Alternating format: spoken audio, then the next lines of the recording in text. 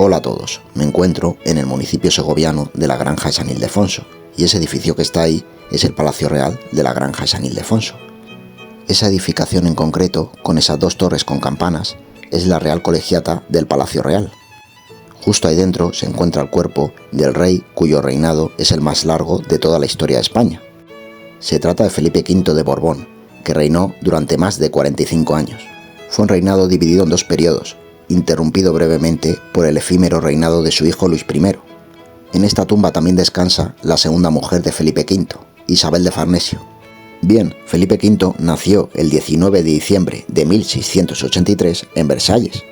Era nieto del rey francés Luis XIV y bisnieto del rey de España Felipe IV. Cuando en noviembre del año 1700 el último monarca español de la Casa de Austria, Carlos II, murió sin descendencia, el rey de Francia, Luis XIV, rápidamente movió hilos para que su nieto Felipe fuera proclamado nuevo rey de España. Lo consiguió, Felipe fue nombrado nuevo rey de España, pero esto no agradó a los austrias, que veían con derechos más legítimos para el trono de España al archiduque Carlos de Austria. Esto acabó provocando un enfrentamiento entre el rey de Francia, Luis XIV, el emperador del Sacro Imperio Romano-Germánico, y los países aliados de ambos bandos. Es lo que se conoció como la Guerra de Sucesión Española, entre los partidarios de Felipe V y los partidarios del archiduque Carlos de Austria. La Guerra de Sucesión Española fue una guerra de gran impacto, porque además fue la primera guerra civil española de la época moderna. Fue un conflicto internacional entre diversas potencias europeas, pero también fue un conflicto civil.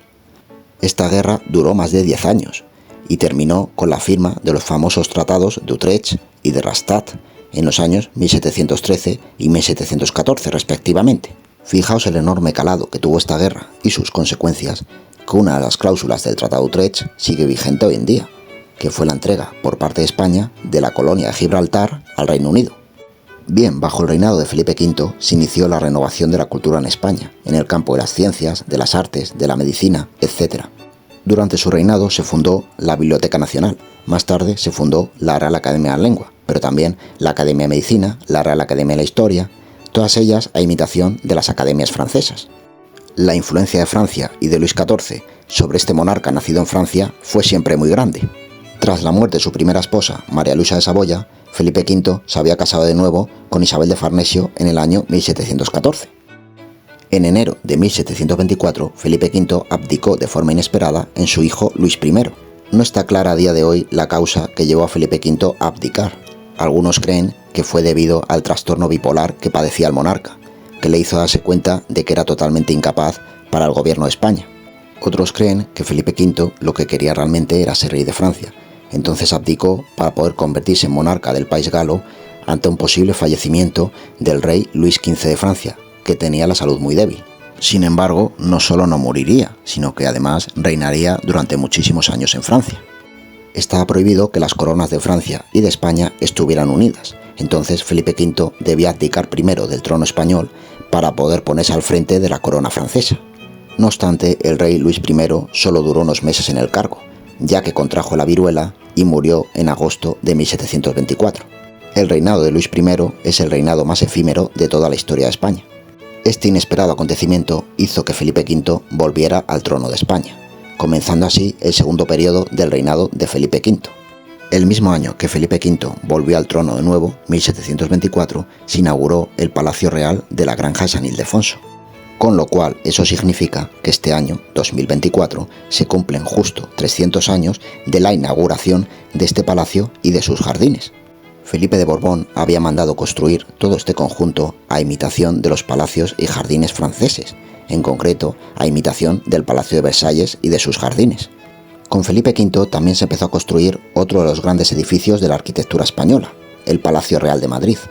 El Alcázar de los Austrias se había incendiado en el año 1734, quedando prácticamente destruido. Esta circunstancia fue aprovechada por Felipe V para construir un palacio más moderno, ya que además no le gustaba demasiado el Alcázar. Así que mandó construir una nueva residencia real para los reyes, para él y para los futuros reyes de España, y lo hizo siguiendo claramente un estilo francés, que tanto le gustaba. Como veis, a medida que voy hablando y contando más cosas sobre aspectos del reinado de Felipe V, se va viendo la importancia que tuvo este reinado en la historia de España, sobre todo en cuanto a aspectos culturales se refiere. Felipe V mandó construir el Palacio Real de Madrid.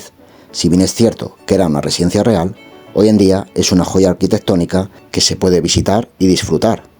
De hecho, el Palacio Real de Madrid es uno de los monumentos más visitados de toda España.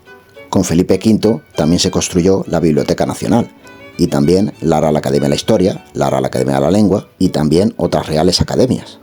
Es decir, resumiendo, este reinado tiene mucha importancia desde el punto de vista cultural, como ya os he dicho. Estamos en el siglo XVIII, en plena época de la Ilustración, y España no se quedó a la zaga. En política interior, Felipe V llevó a cabo la creación de las Secretarías de Estado, que son las precursoras de los ministerios. También con Felipe V se llevó a cabo la centralización y unificación administrativa de España. Una centralización como no se había visto nunca antes en toda la historia de España.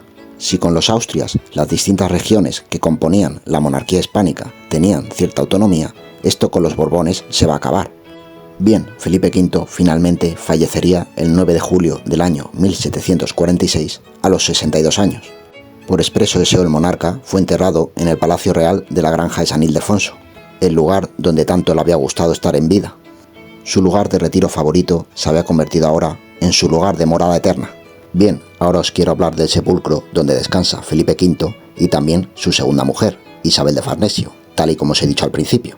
Como veis, es un sepulcro magnífico, se trata de una auténtica joya funeraria. Abajo tenemos un podio y encima un sepulcro. Encima del podio están la corona, el cetro y el manto reales sobre un almohadón. Encima del sepulcro se encuentran los retratos de Felipe V e Isabel de Farnesio dentro de unos cartuchos ovales. Justo encima hay una escultura que se trata de una alegoría de la fama que toca una trompeta. En cuanto a los lados del sepulcro, a la izquierda se encuentra un conjunto escultórico que representa la caridad, y a la derecha se encuentra una alegoría de España llorando. Representa la pena de España por el fallecimiento de Felipe V e Isabel de Farnesio. Como podéis comprobar, la belleza de este mausoleo es bastante grande. Recuerda mucho a los sepulcros de Fernando VI y de Bárbara de Braganza, que se encuentran, como he dicho alguna vez, en la iglesia de Santa Bárbara, donde hice yo la comunión y la catequesis. Son también unos sepulcros maravillosos que recomiendo visitar. Bien, ya he hecho un recorrido por el reinado de Felipe V y también he hablado de su sepulcro. Espero que os haya resultado interesante este reportaje sobre el rey que más tiempo ha reinado en toda la historia de España.